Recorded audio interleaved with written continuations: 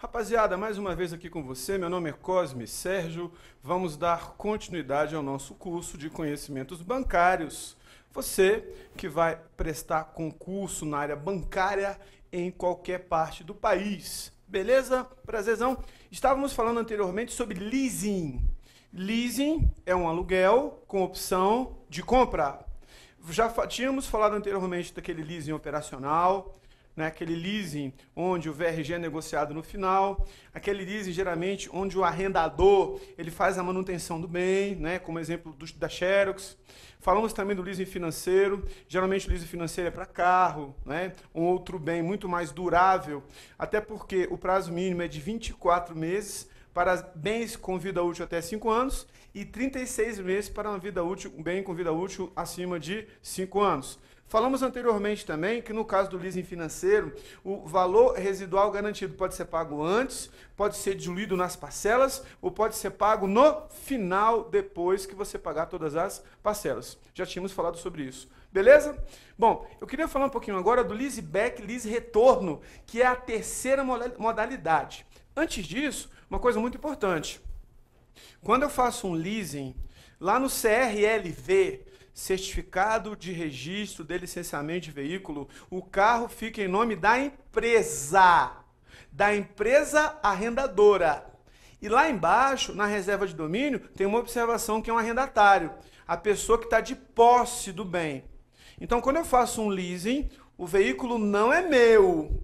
É por isso que, com relação a leasing, quando eu estou fazendo um contrato de leasing e eu sou arrendatário, eu não necessito declarar esse bem como meu no imposto de renda. Porque, em regra, o bem, o carro, por exemplo, não é meu. O veículo só vai ser meu ao final do contrato, se for no caso de um leasing financeiro, por exemplo, quando eu terminar de pagar o VRG. Aí o banco vai mandar a informação para mim, o banco vai mandar o DUT direitinho, vai mandar a informação para o Detran, eu vou transferir o carro vai ficar no meu nome. Beleza? Tranquilo? Então, lá no CRLV, no documento de propriedade, quando é um leasing, o bem não é meu, o bem é do banco. Quando eu falo banco, é de forma genérica. Por quê? Porque eu já falei para vocês anteriormente que quando a gente fala de, né, por exemplo, uma operação de leasing, geralmente é de uma empresa que é ligada a um conglomerado bancário. Então a gente fala banco, né? Você tem o Itaú Leasing, que é um leasing, uma empresa do grupo do Banco Itaú. Então a gente fala nesse sentido. Mas não é o banco, instituição financeira, que tem leasing, e sim uma empresa de leasing, né, que é uma empresa de arrendamento mercantil ligada a algum conglomerado bancário. Bom, a terceira modalidade de leasing, fecha na tela aí, é os leaseback ou lease retorno. É uma variante do leasing financeiro, pelo qual uma pessoa jurídica vende bens do seu imobilizado a uma empresa de leasing e simultaneamente o arrenda da volta com opção de compra exercitável após o término do prazo contratual. Fecha aqui em mim. O leaseback ou lease retorno é o seguinte: eu tenho um carro meu, no meu nome, geralmente pessoa jurídica, né? E eu vou até o banco e eu mostro a vontade de fazer um leasing. Que na realidade, o que o banco vai fazer? O banco vai me comprar o carro. Eu vou receber o valor do carro, vai ver uma tabela FIP, ou vai se combinar um determinado valor, e esse valor cai na minha conta. Só que quando o dinheiro vai cair na minha conta, eu tenho que passar a propriedade do bem para a instituição, né, para a instituição que faz o leasing. Exemplo, Itaú Leasing. Então, a partir deste momento, aquele bem passa a ser do Itaú Leasing. O Itaú Leasing me comprou ele. Por que chama leaseback ou lease retorno? Porque está voltando para mim, né, aquele bem que era meu originariamente e eu estou, aspas, refinanciando esse bem. Eu estou utilizando o contrato de leaseback ou lease retorno para me ter um recurso, é um tipo operação de crédito. Só que a gente não chama de operação de crédito, né? Eu estou fazendo uma venda, eu estou vendendo meu carro para o banco. O banco me paga, o dinheiro cai na minha conta e a partir desse momento o banco passa a ser dono do bem, passa a ser dono do veículo. Aí eu faço leaseback, lease retorno, né, um contrato de arrendamento mercantil com o banco, onde o banco vai ser o arrendador e eu vou ser o arrendatário. Lembrando aquela brincadeirinha que eu fiz, só para a gente não confundir. O arrendatário sou eu, o otário que fiz o leasing. Só para a gente lembrar, não leve a mal você que fez um leasing, é só uma brincadeira para você conseguir memorizar. É só uma brincadeirazinha para você fazer uma ligação mnemônica. Tudo bem? Então, leaseback ou lease retorno, eu vou arrendar um bem que era meu. Ou seja, o bem, a posse e a propriedade eram minhas. Agora eu só tenho a posse. A propriedade é do banco. E agora fica em nome do banco. Quando eu falo banco de forma genérica, fica em nome do arrendador. Empresa de leasing ligada a um conglomerado bancário. E geralmente, leaseback, lease retorno é leasing financeiro. Ou seja, a gente paga o VRG no início, ele vai estar diluído nas parcelas, a gente paga o VRG depois. Beleza? Tranquilo? Continuando o raciocínio. Ainda o mais importante, fecha aí, ó. Notas importantes. Uma operação de leasing é uma prestação de serviços. É um aluguel. Se eu estou fazendo um aluguel, não incide IOF. Oficialmente é um aluguel sobre as operações efetuadas. Mais importante, as empresas de leasing pagam ISS, Imposto sobre Serviços. Imposto sobre Serviços. Fecha aqui em mim. Professor, mas no caso do leaseback, lease retorno, o bem não era seu? Era. Esse bem não passou a ser do banco? Sim. De uma certa forma, o banco está financiando esse bem para você? Sim. Mas mesmo assim, não é considerado uma operação financeira? Não. O bem está comprando o bem meu. Se o bem está comprando o bem meu, oficialmente falando, e está fazendo leasing, é um aluguel. Se é um aluguel, não é financiamento. Não é nenhum adiantamento. Se não é financiamento, não incide IOF. Cuidado! Já tinha falado de IOF anteriormente e eu falei que fomento mercantil factoring está sujeito a IOF, Imposto sobre Operações Financeiras. Não esqueça disso, eu tinha falado anteriormente do fomento mercantil, que é aquela atividade como trust, em que a empresa, né, vai gerenciar os ativos financeiros de uma empresa e agregado a isso ela vai comprar os títulos, ela vai antecipar os recebíveis. Então cuidado, numa operação de fomento mercantil, mesmo ela não precisando de autorização do Bacen e não sendo fiscalizada pelo Bacen, não tem que receber penalidade do Bacen, mesmo assim vai incidir IOF. Já no leasing não é financiamento, não é antecipação de título. Então no caso do leasing não incide IOF. A empresa de arrendamento mercantil, ela vai pagar ISS, ou seja, Imposto sobre Serviços. Beleza? Tranquilo? Vamos em frente. Acompanhe comigo na tela. Sociedades administradoras de cartão de crédito. Sociedades administradoras de cartão de crédito. Olha só, o contrato de utilização de cartão de crédito é um contrato interessantíssimo, celebrado entre a sociedade administradora de cartão de crédito e o usuário. Como regra, possibilita a utilização do cartão de crédito para aquisição de mercadorias, de serviços em locais credenciados e o parcelamento do saldo devedor mensal. As sociedades administradoras de cartões de crédito são empresas constituídas com a finalidade de intermediar a relação comercial entre consumidor e empresa. Né?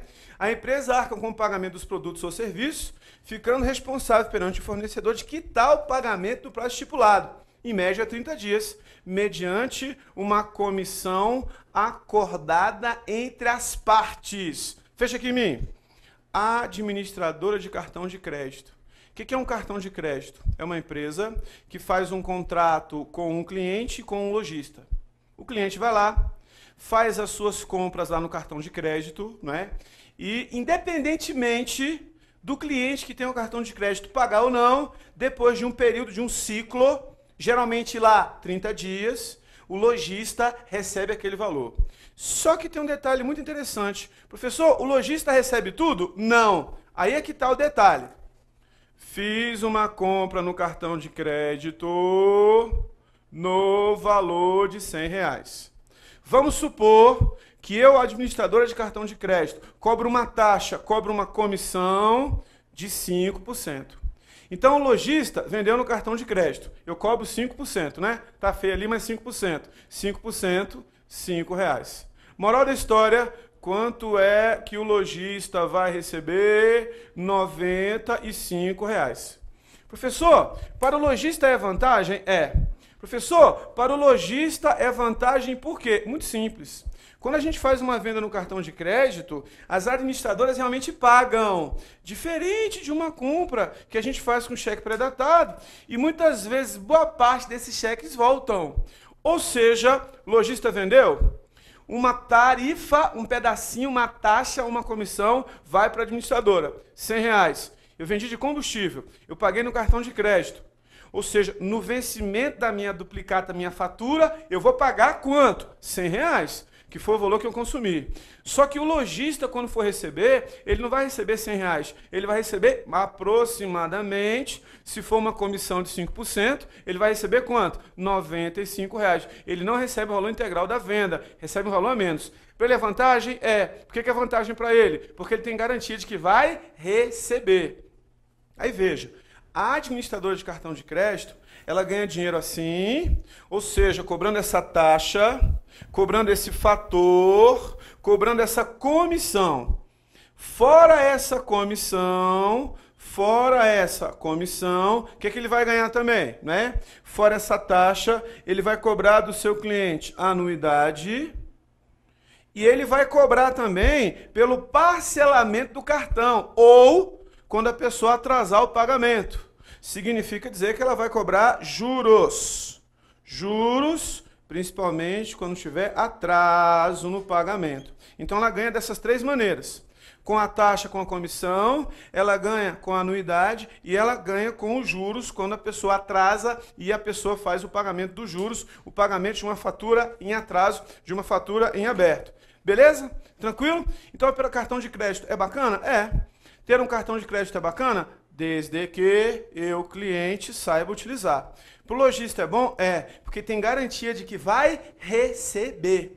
Tudo bem? Agora, cuidado com o juro do cartão de crédito. Cuidado com o juro do cartão de crédito. Tudo bem? Cuidado, cuidado, tá certo? Bom, olha só. Sociedade administradora de cartão de crédito. Atualmente, existe um grande questionamento em relação à eficácia jurídica dessa relação comercial, tendo em vista que a referida administradora não é instituição financeira e, portanto, não está sujeita à regulamentação do sistema financeiro nacional e não pode atuar como tal. Entretanto, na prática, ao cobrar juros de seus clientes, inadimplentes sem consultá-los para tomar empréstimos em seu nome, né, prática necessária para cobrir o seu equilíbrio monetário, estaria praticando ato ilícito, né? Veja, já existe súmula do Superior Tribunal de Justiça que aborda isso, e essa súmula diz que a administradora, ao cobrar esses juros, ela não está praticando o crime de usura. Então, apesar de não ser instituição financeira, oficialmente falando, não deveria fazer parcelamento de saldo devedor, né? Mas ela não pratica, né, com essa cobrança de juros, o crime de usura, sem problema nenhum. Beleza? Tranquilo? Mas ela é instituição financeira? Não. Se ela não é instituição financeira, se ela não está debaixo do sistema financeiro nacional, significa dizer que ela não é fiscalizada pelo Banco Central. Não é fiscalizada pelo Banco Central. Tudo bem? É um intermediário, é uma prestadora de serviços, mas não é fiscalizada pelo Banco Central. Tudo bem? Bom, produtos e serviços financeiros. Primeiro produto e serviço financeiro é o depósito à vista. Depósito à vista, captação, custo zero. Fecha aqui em mim. Professor, o que é um depósito à vista? Depósito à vista é quando alguém deposita o dinheiro em conta corrente ou caderneta de poupança. Depósito à vista é aquele onde, né, você faz determinado depósito e você pode fazer o resgate quando você quiser. Professor, qual a diferença entre depósito à vista e depósito a prazo? O depósito a prazo, ele tem uma carência, um prazo para você fazer resgate. Depósito a prazo, CDB, Certificado de Depósito Bancário, RDB, Recibo de Depósito Bancário, depósito a prazo. Daqui a pouco eu falo mais dele. Professor, quem é geralmente que capta recursos via depósito à vista? Banco comercial e banco múltiplo com carteira comercial. Tudo bem? Então, eu já tinha falado anteriormente banco múltiplo para você. Esses dois que eu acabei de falar são aqueles que geralmente fazem a captação de depósitos à vista. Fecha lá. Alguns bancos podem estabelecer um valor mínimo para a abertura de uma conta. Ou seja, e muitas vezes exigem um saldo médio que visa garantir os custos operacionais das contas.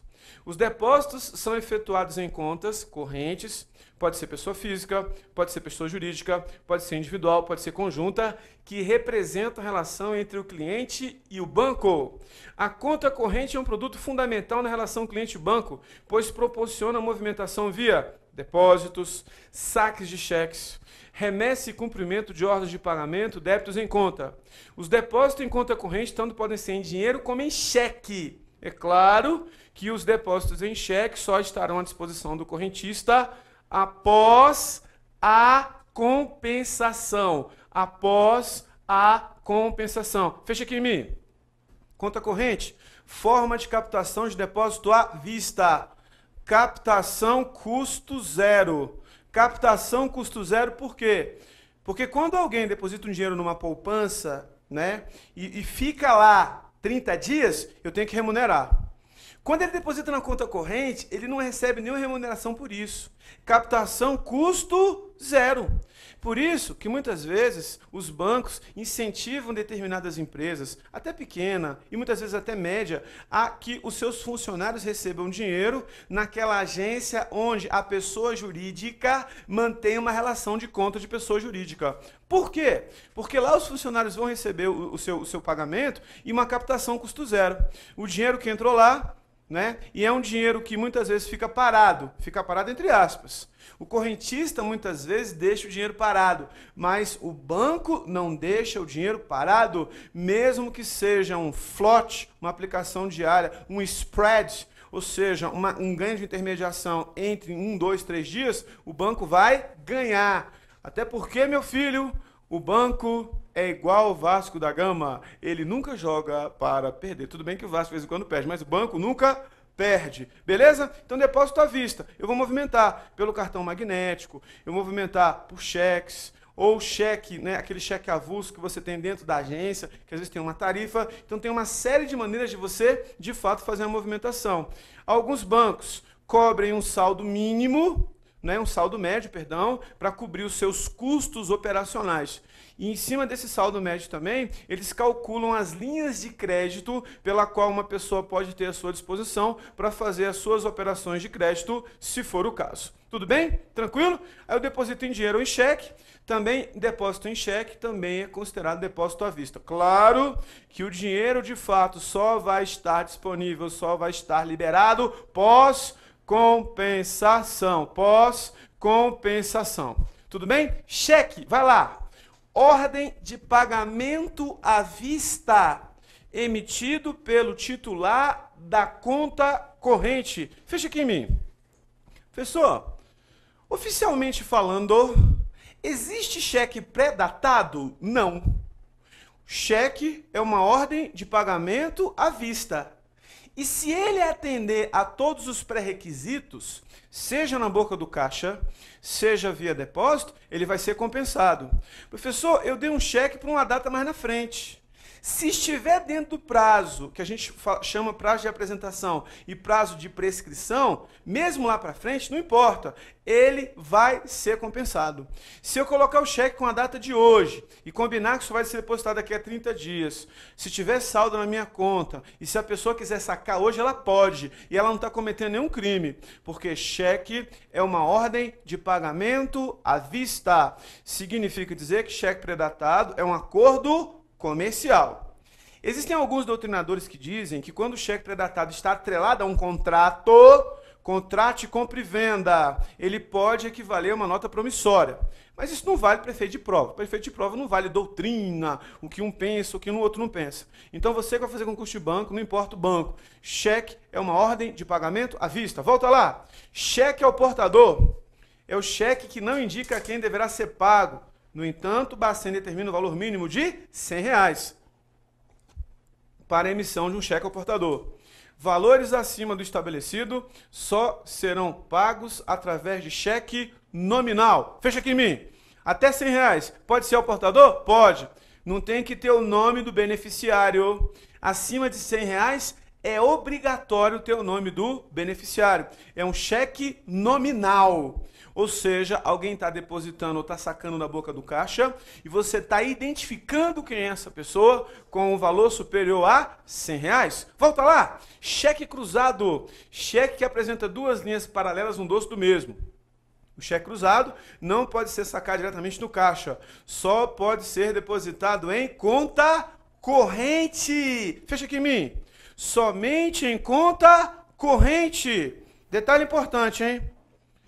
Muitas vezes, isso aqui é um cheque. A pessoa faz um cruzamento assim, ó. O caixa nem vê. É o correto? Não. Qual é o correto? Cruzar o cheque todo, ó. Esse é o correto. Tudo bem? Professor, se eu fiz um cruzamento dessa forma aí, só serve para depósito? Só. Professor, esse cruzamento, como que se chama esse cruzamento? Esse cruzamento se chama cruzamento em branco. Por que se chama cruzamento em branco? Porque eu posso apor nessas linhas paralelas o nome do banco que vai ser depositado. O que significa dizer? Se é um cruzamento em banco, eu posso colocar o nome do banco. Se eu quiser ou não, não importa. Mas eu posso depositar no banco que eu quiser. Ou seja, eu que estou recebendo o cheque. Por outro lado, existe um outro tipo de cruzamento, que a gente chama de cruzamento em preto. Cruzamento em preto. Esse aqui. E eu vou determinar o nome do banco. Esse cheque que eu recebi, sou beneficiário desse cheque, só pode ser depositado no BRB. Cruzamento que a gente chama cruzamento em preto. Então tem o cruzamento em branco, cruzamento em preto. No cheque todo.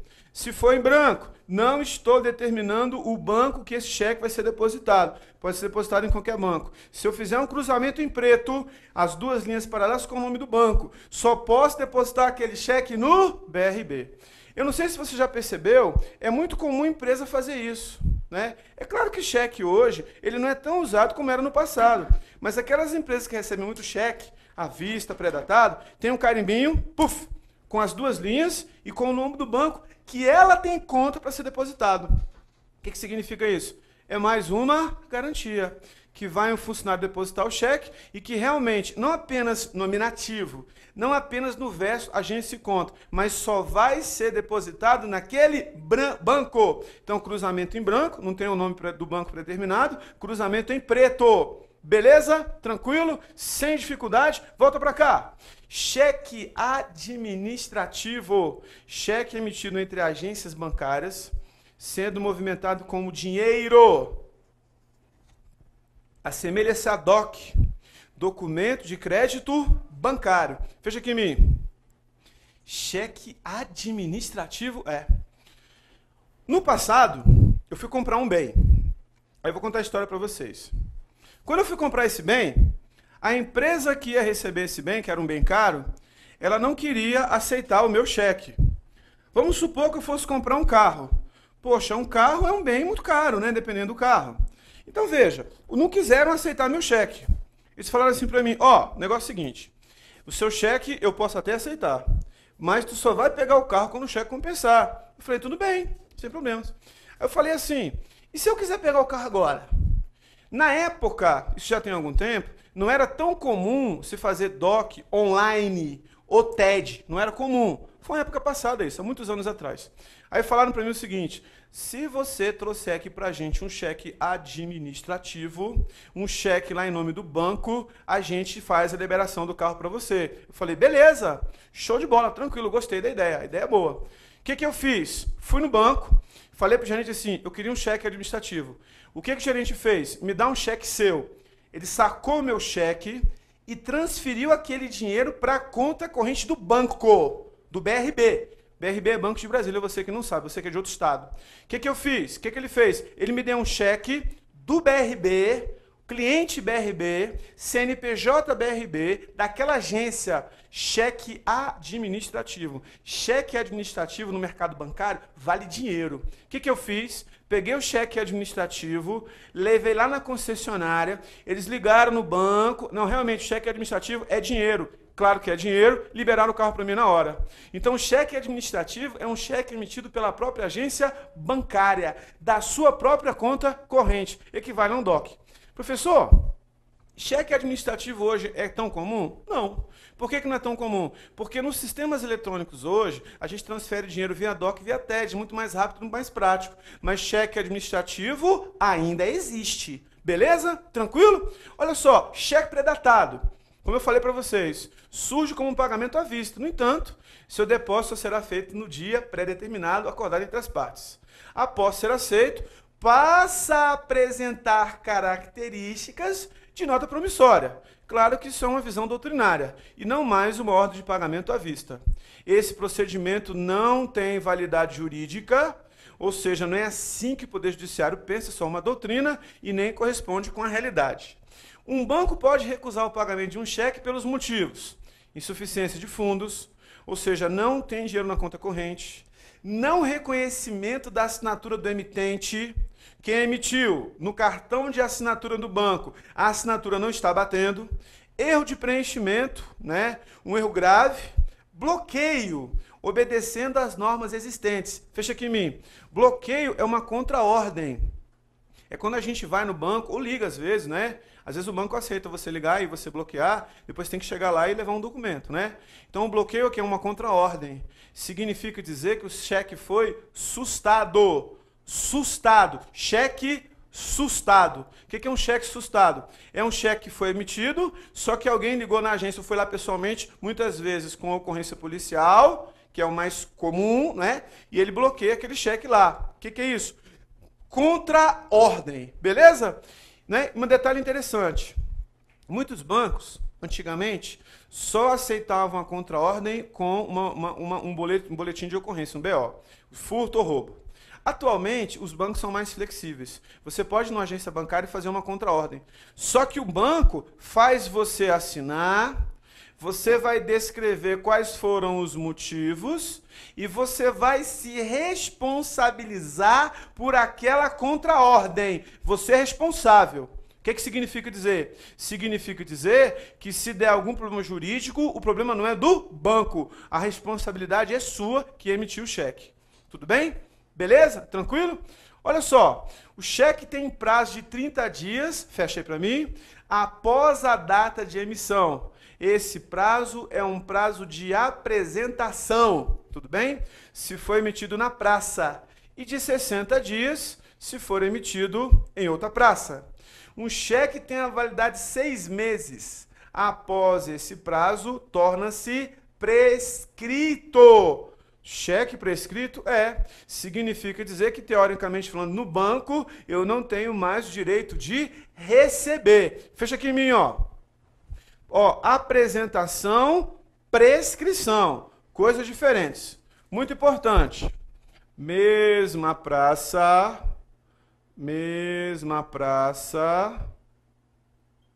outra praça. Mesma praça, outra praça. Eu estou no Distrito Federal. Emiti o cheque no DF. O meu cheque é do DF, só que ele foi emitido no estado de Goiás. Foi emitido em Goiânia. Qual é o prazo de apresentação na mesma praça? Apresentação. Apresentação, 30 dias. Apresentação em outra praça, 60 dias. Mais prazo prescricional. Prazo prescricional, 6 meses. Prazo prescricional aqui, ó, 6 meses. Então eu tenho na mesma praça eu tenho 30 dias, mais prazo prescricional, 6 meses, para apresentar esse cheque. Em outra praça, eu tenho 60 dias para apresentar o cheque e mais 6 meses. Cuidado, hein? Eu já vi em prova 7 meses aqui, ó, tá errado. É 30 dias mais 6 meses. Eu já vi em prova 8 meses, não são 8 meses. 60 dias para apresentação, mais 6 meses para prescrição. Depois que esse cheque foi prescrito, teoricamente falando, o banco não tem mais obrigação de fazer o pagamento desse cheque. Ou seja, emitir e alguém não recebeu, o banco não é mais obrigado a pagar depois desse prazo. Beleza? Cuidado com isso, hein? Isso cai em prova. Beleza? Olha só. O Bacen, por meio da resolução 2197 de 95, estabeleceu a criação do Fundo Garantidor de Créditos, que é administrado por entidades privadas sem fins lucrativos. Na realidade, o FGC, né, é uma instituição de forma que você possa ter garantia de que o dinheiro que está na sua conta gosta de alguma garantia, né?